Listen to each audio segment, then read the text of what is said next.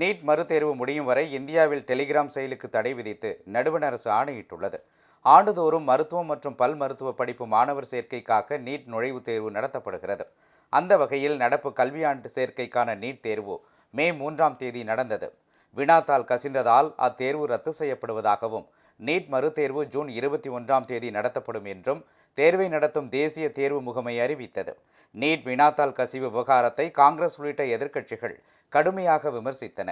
சமூக வலைதளம் மூலம் பிரபலமான கரப்பான் பூச்சி ஜனதா கட்சி மத்திய கல்வி அமைச்சர் தர்மேந்திர பிரதான் பதவி விலக வேண்டும் என்ற கோரிக்கையை முன்வைத்து நாடு முழுவதும் பல்வேறு நகரங்களில் போராட்டம் மேற்கொண்டு வருகிறது.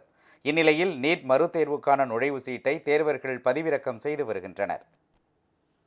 இச்சூழலில் இந்த தேர்வு முடியும் வரையில் டெலிகிராம் மெசேஜிங் செயலிக்கு தடை விதிக்க வேண்டும் என நடுவண் அரசுக்கு தேசிய தேர்வு முகமை பரிந்துரைத்தது. அதன்படி நடுவண் அரசு டெலிகிராம் செயலிக்கு தடை விதித்துள்ளது.